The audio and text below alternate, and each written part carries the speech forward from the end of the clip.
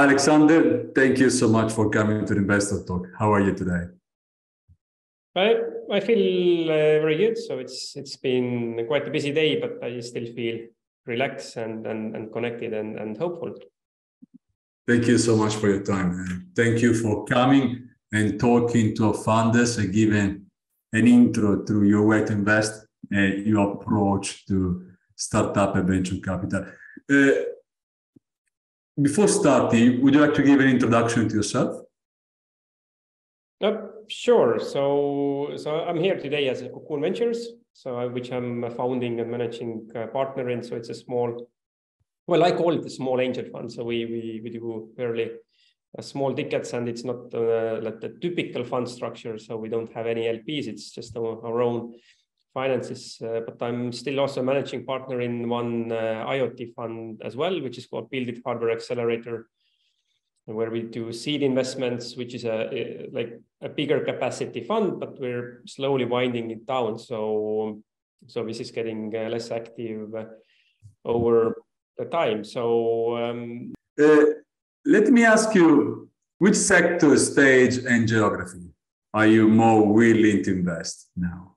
Yes. So today I'm mainly talking about the Cocoon Ventures, just so that it's clear.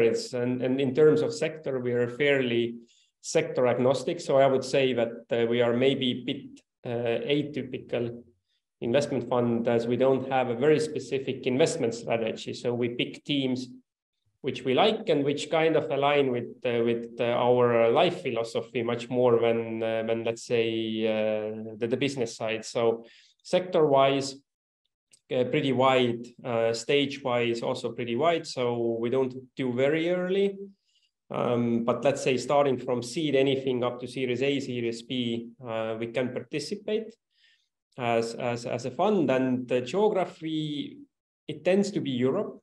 The reason is very easy. We understand the legislation in Europe, even though we do have had investments in US as well, but at least this is my preference. So I feel more comfortable, let's say, being in EU space, and that's because of the legislation. I mean, I do believe venture capital, it's a lot about proximity, right? You must be somehow very confident in the market you invest in the money. How do you normally invest? How much do you normally invest in terms of tickets? So our typical ticket is 100,000 euros. We have had few cases which is a bit more, and also some which is a bit less, but this is, let's say, our sweet spot. I mean, you invest early. As you said, you can reach up to A/B round, but still very early stage. I suppose your sweet spot is going to be probably seed, late seed, pre-A round. Which are your top concerns, and where do you find conviction when investing? What do you look at the most, the company, the team, the product, or the service itself? This is a very good question. Here, I also think we're doing it maybe differently. At least I'm doing it very differently compared to how I used to do it, running the Buildit IoT fund. So we look mostly at the team, and specifically not the team as such, but the people behind the team. So we are looking at a very strong alignment in terms of how we do things. So next to the Cocoon Ventures, we also have Cocoon program, which is a founder psychology program. So we were kind of working with the founder, so that so the idea is very simple. But if you want your business to grow, you first need to grow personally. So we are focused on this personal growth.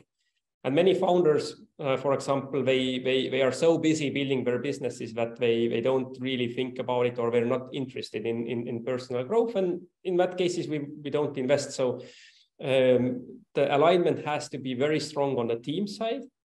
And as far as the product and market, as we are usually not leading the round, or actually this is one of our investment strategies, not to be a lead investor in the round, when the product has to be interesting for us. I mean, like personally to us, we need to feel excited about the product, but we don't do, let's say, a very typical due diligence in terms of whether there is a market, how well they can penetrate it, Do they have a very specific skills in that? So this we leave up to a leading investor. So we have like super lean way of investing, and as far as our own principles in terms of team alignment are there, we're happy to also go in as an investor.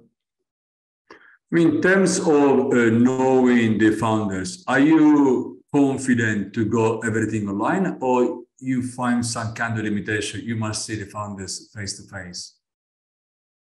We prefer face to face. However, it's not always possible. So we have had investments where I actually haven't met the person face to face, especially also because we started like a bit less than 2 years ago, and so we started exactly when the COVID started as well. So there was a lot of limitations in terms of meeting people face to face, but it is our preference. And since our investment always comes together with the Cocoon program, and part of this program takes place physically in physical meetings, then we usually do have the chance to actually have physical contact as well.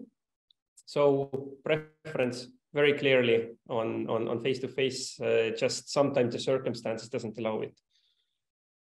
I mean, after investing, how many times do you like to meet the founders? Do you have a constant meetings every month?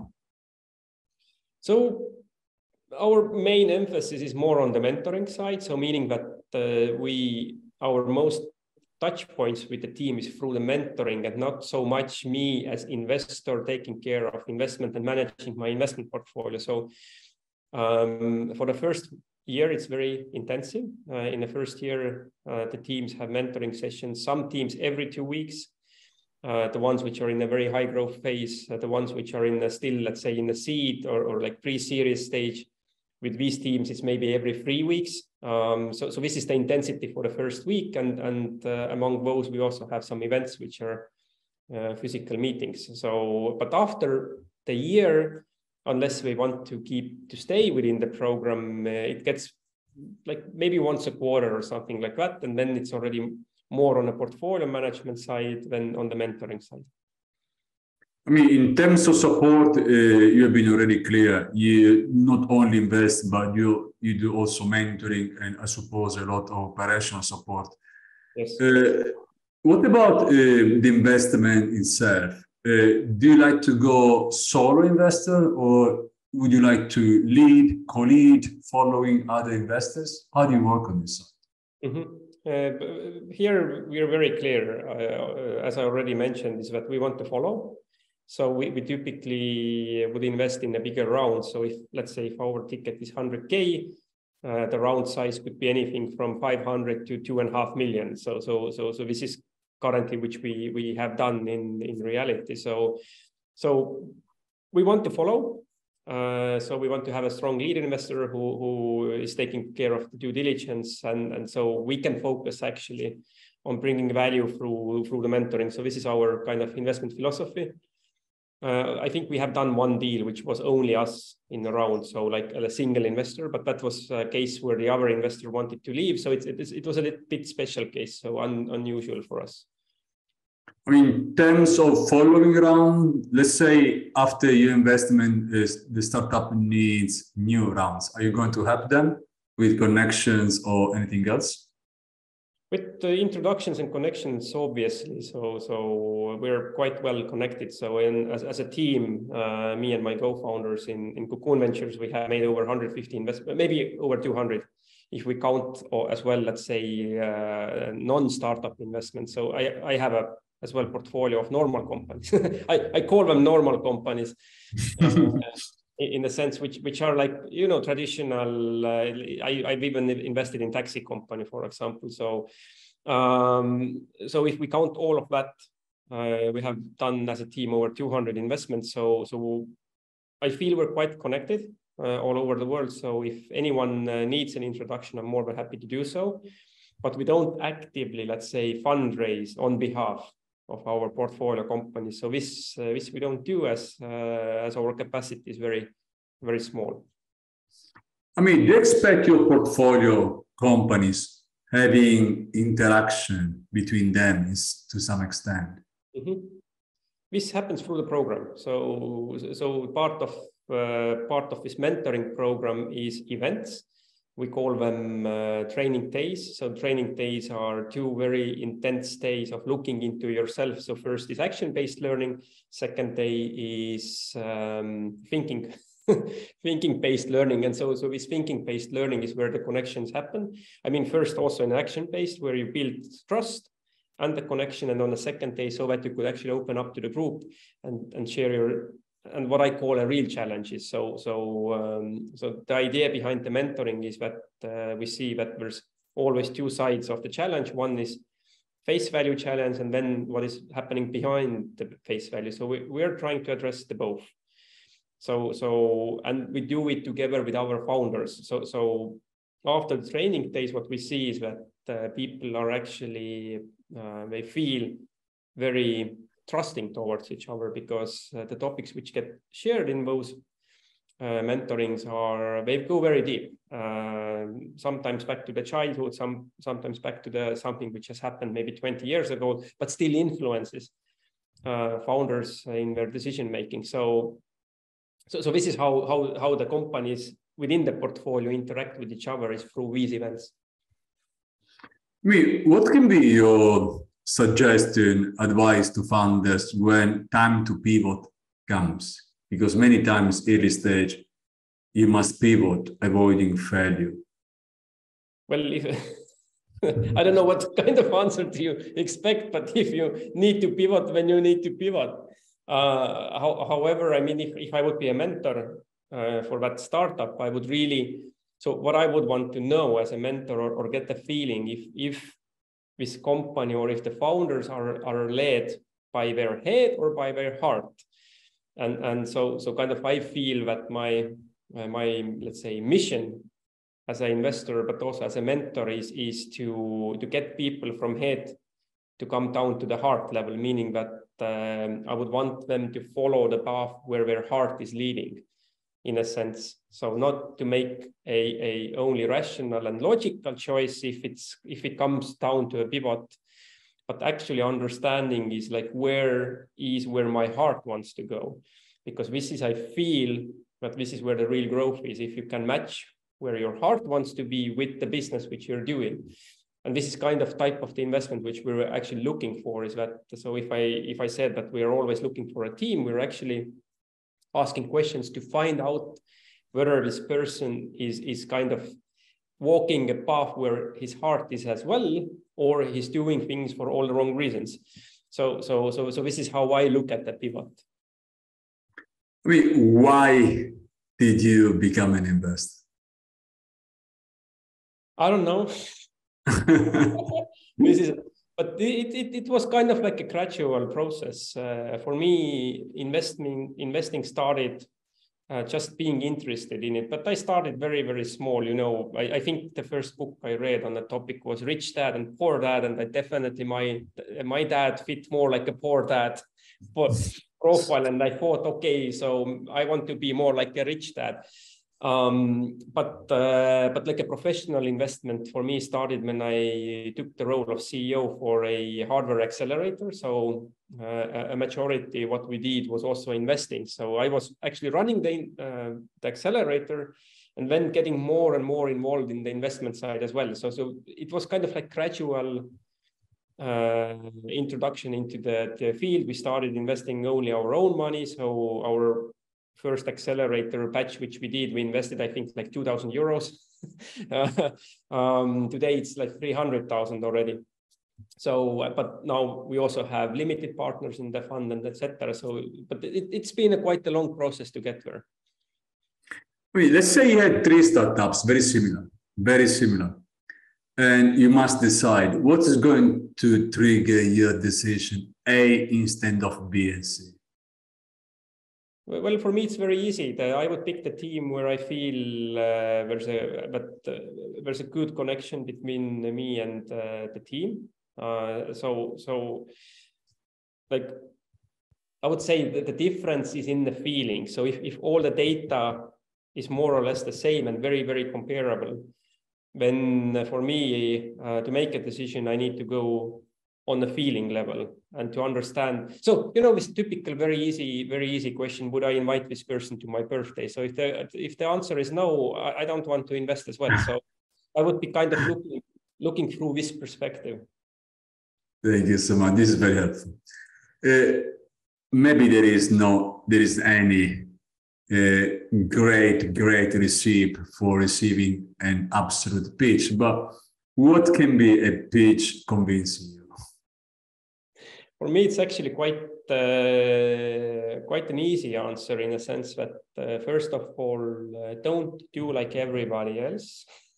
So a very typical pitch is you know, there's a problem, we have a solution, and we have the best team to do it. And all the investors have seen it this 1,000+ times, right? So I would want people within their pitch to actually tell about things which they have or which they know. So for me, pitching is a tool to communicate confidence. So I need to understand that you really understand what you're talking about. And if there's something you don't understand, it would be good if you would say that I don't understand. So this is one. And another thing is which has been almost my dream almost, is that one of my favorite books written on entrepreneurship is Disciplined Entrepreneurship. It's written by Bill.